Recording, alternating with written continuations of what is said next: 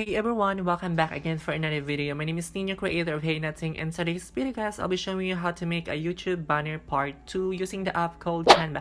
This application is available in Android and iOS device. So without too much talking, let's get started.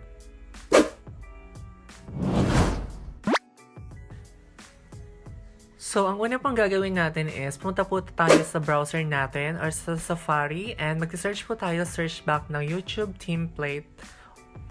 Then, pag meron na po kayo na appear, mag-download po kayo ng YouTube banner template.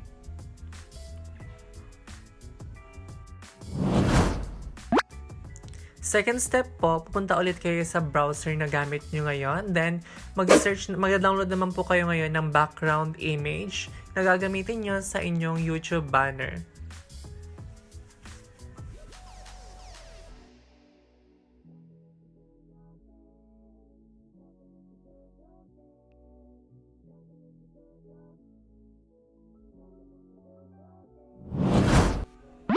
Third step po, open the app called Canva. Then, click nyo po yung Customize Dimension.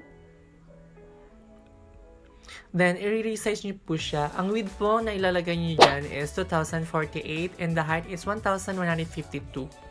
Then, pag okay na, click Create. Then, mag-a-appear po yung white background. Then, click nyo po yung plus. Then, click the image. Then, i-click nyo po yung template na dinownload natin sa Google. Itong YouTube banner template na to. Then, i-resize lang po natin siya to cover up natin yung whole white nung picture na dinownload natin.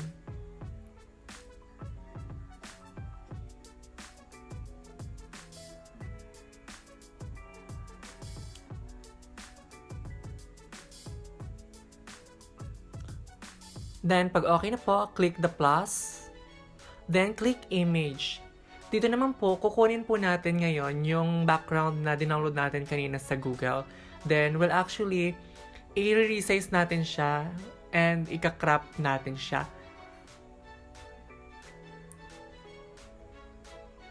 Then, adjust na lang din po. Kailangan po maging rectangle thing siya, yung ganyan. Parang sa YouTube banner talaga. Then, ngayon naman po, mag-a-add po tayo ngayon ng picture. So, click nyo ulit yung plus, then click image, then i-add na po kayo ng picture na meron kayo. So, ang ginawa ko po, nag-download na lang po ako ng PNG na anime sa Google. So, kayo po, kung gusto nyo, pwede na kayo mag-download ng picture nyo. Then, adjust na lang din po. Make sure, hindi siya nasa gilid yung picture nyo, medyo nasa gitna-gitna siya ng konti. Then, resize na lang din po. Then, click the plus again po. And add text po kung gusto nyo mag-add text. So, dito naman po, pwede kayo mag-add ng channel name nyo po. Then, para po mapalitan yung background, yung font, click nyo rin din po yung text. Then, mag-search kayo ng font na gusto nyo.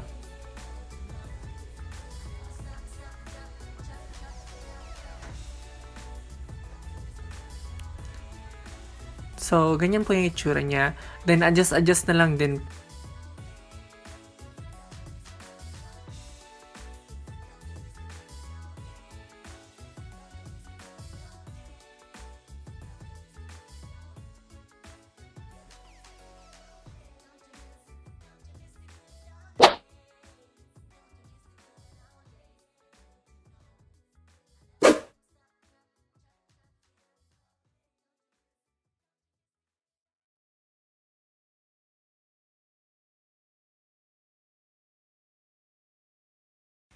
Click nyo po yung text para po mapalitan yung kulay. Then, pag naano na po niya, mag-a-appear po yung iba't ibang kulay.